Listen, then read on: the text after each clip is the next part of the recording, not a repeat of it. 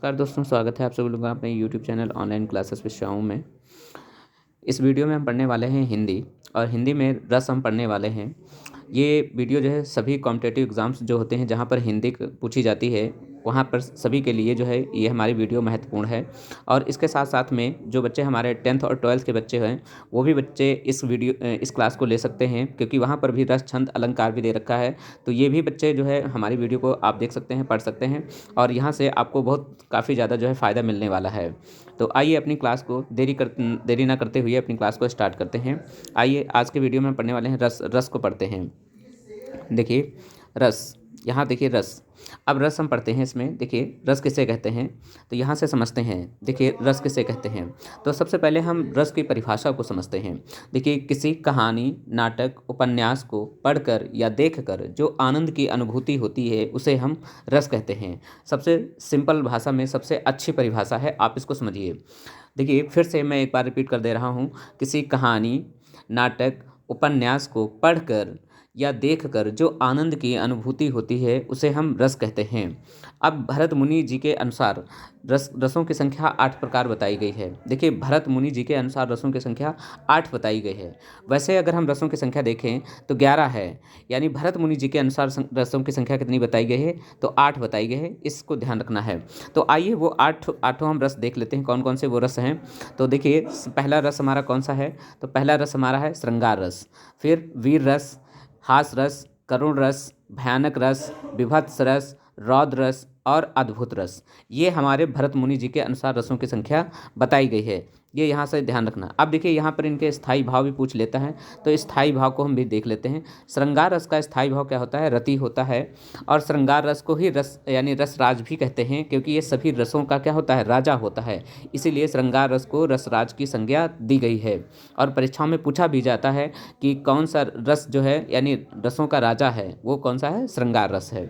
इसीलिए इसे रसराज की संज्ञा दी गई है। नेक्स्ट आगे समझते हैं वीर रस। वीर रस का स्थायी भाव कौन सा है, तो उत्साह है।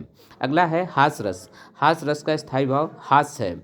करुण रस का स्थायी भाव शोक है। भयानक रस का स्थायी भाव भय है। विभत्स रस का स्थायी भाव घृणा अर्थात यानी जुगुप्सा है। ये दोनों हैं, देखिए घृणा और जुगुप्सा दोनों। और रौद्र रस का स्थायी भाव क्या है, क्रोध है। ये सारे यानी इन रसों के क्या है, स्थायी भाव हैं, क्योंकि स्थायी भावों से खूब प्रश्न जो है पूछे गए हैं और भी आगे पूछे जाने की संभावना है। आगे देखिए और भी समझते हैं। आगे यहाँ पे है देखिए रौद्र रस का स्थायी भाव क्या है, क्रोध है। अद्भुत रस का स्थायी भाव क्या है, तो आश्चर्य है। अब देखिए ये 8 रस हो गए हैं, ये किसके अनुसार, ये भरत मुनि जी के अनुसार। अब जो नवा रस माना गया है वो शांत रस माना गया है। और शांत रस का स्थायी भाव क्या होता है, निर्वेद होता है। ध्यान रखना, परीक्षा में पूछा हुआ प्रश्न ये है। नेक्स्ट अगला है वात्सल्य रस। वात्सल्य रस का क्या है, वत्सल। नेक्स्ट अगला है भक्ति रस। जो 11वां रस माना गया है वो कौन सा है, भक्ति रस। और भक्ति रस का स्थायी भाव क्या है, भक्त देवरति। ये यहाँ पर जो है इसका यानी 11वां रस हमारा बताया गया है। आगे देखिए और समझते हैं। आगे देखिए यहाँ पर रसों के अंग बताए गए हैं। तो रसों के अंग कितने होते हैं, तो रस के यहाँ परीक्षा में पूछा गया है कि रस के कितने अंग होते हैं, तो रस के 4 अंग होते हैं। ध्यान रखना है कौन कौन से, स्थायी भाव, विभाव, अनुभाव और संचारी भाव। संचारी का भाव को ही व्यभिचारी भाव भी कहते हैं। अब देखिए स्थायी भाव की हम परिभाषा को देख लेते हैं और स्थायी भाव हम समझ लेते हैं। पहले स्थायी भाव कहते किसको हैं, तो ये वे भाव होते हैं जो स्थायी रूप से हमारे मन में दबे हुए रहते हैं। ऐसे भावों को हम क्या कहते हैं, स्थायी भाव कहते हैं। कोई भी ऐसे भाव देखे होंगे जो हमारे मन में बहुत लंबे समय से दबे रहते हैं, तो उन भावों को हम क्या कहते हैं, स्थायी भाव कहते हैं। दूसरा भाव हमारा कौन सा है, तो विभाव है। स्थायी भाव को जगाने वाले जो स्थायी भाव को जो जगाने वाले भाव होते हैं उन्हें हम क्या कहते हैं, विभाव कहते हैं। ये यहाँ से विभाव परिभाषा की हमने देख लिया, विभाव रस की परिभाषा को देख ली। अब समझते हैं अनुभाव रस की परिभाषा। अनुभाव रस की परिभाषा क्या है, स्थायी भाव के बाद जो प्रतिक्रिया होती है, पहले जो स्थायी भाव आता है उसके बाद जो प्रतिक्रिया होती है उसे हम क्या कहते हैं, अनुभाव रस कहते हैं। यहाँ से ध्यान रखना। अगला देखिए संचारी भाव क्या होते हैं, तो संचारी भाव मन में जो थोड़े समय के लिए आते हैं और फिर चले जाते हैं, तो ऐसे रस को हम क्या कहते हैं, संचारी भाव कहते हैं या व्यभिचारी भाव भी कहते हैं। अब देखिए विभाव यानी विभाव को देख लेते हैं, क्योंकि स्थायी भाव को हमने यहाँ पे देख लिया। अब विभाव है, देखिए विभाव को भी हम समझते हैं। विभाव को यानी विभाव रस के कितने अंग बताए गए हैं, तो विभाव रस के 2 अंग बताए गए हैं, यहाँ से ये ध्यान रखना। अगला नेक्स्ट देखिए, विभाव रस के 2 प्रकार बताए गए हैं, कौन कौन से, एक आलंबन बताया गया है और एक कौन सा, उद्दीपन बताया गया है। अब देखिए आलंबन को भी जो है 2 प्रकार से विभाजित किया गया है, कौन से, आश्रय, सोहन, राधा, इस तरीके से जो है इनको भी आलंबन को 2 प्रकार से विभाजित किया गया है। और जैसे विषय वस्तु में इधर बताया गया है राधा, मोहन, तो इसमें इनको विषय वस्तु में इधर जो है बताया गया। दूसरा इसको हम समझते हैं उद्दीपन। उद्दीपन में क्या बताया गया है, विभाव को तेजी से जगाने वाले कारक जो होते हैं वो उद्दीपन कहलाते हैं, उद्दीपन विभाव कहलाते हैं। जैसे गाना, एकांत, रात, ये जो ऐसे भाव होते हैं ये क्या, उद्दीपन भाव जो कहलाते हैं। अब दूसरा देखिए, दूसरा हम समझते हैं, विभाव को समझ लिए, अब समझते हैं अनुभाव। अनुभाव किसे कहते हैं, तो अनुभाव को थोड़ा समझते हैं यहाँ पे।